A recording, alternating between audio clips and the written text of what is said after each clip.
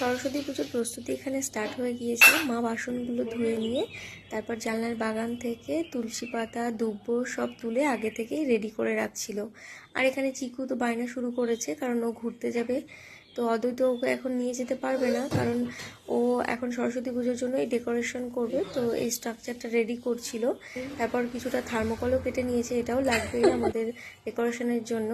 তারপর আমি আর অদ্বৈত মিলে একটু বাজারেও গিয়েছিলাম ওই আর্টিফিশিয়াল যে ফ্লাওয়ারগুলো হয় ওইগুলো কেনার জন্য। তো এই দোকানের ফুলগুলো বেশ ভালো লাগছিল দেখতে, তো কিছু ডেকোরেশনের আইটেম এখান থেকে আমরা কিনে নিয়েছিলাম। আর ডোমজুড়ে তো প্রচুর জ্যাম সব সময়। তো বাড়ি গিয়ে থার্মোকলটা দিয়ে এই যে এই স্ট্রাকচারটা রেডি করলাম। এখানে তো মায়ের আলপনা দেওয়া স্টার্ট হয়ে গিয়েছে। তারপরে এই যে দ্বার ঘটগুলো সেগুলোকেও রেডি করে নিচ্ছিল। আম পল্লব জল ভরে নিয়ে গেটের সামনে দিয়ে দিয়েছে। আর এখানে কিন্তু এই আর্টিফিশিয়াল ফ্লাওয়ারগুলো আমরা বাজার থেকে কিনে নিয়ে এসেছি, সাথে এটাও। এতক্ষণ ধরে বসে আমি আর অদ্বৈত মিলে ঠাকুরের যে স্ট্রাকচারটা আমরা করেছিলাম সাজাবো বলে, তো সেটাই কমপ্লিট করছিলাম। তো আমাদের কমপ্লিট হয়ে গিয়েছে। তো চলো ফাইনাল লুক তোমাদেরকে দেখাই।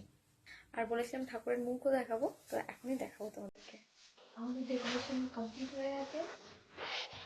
আর এটা হলো আমাদের মায়ের মুখ।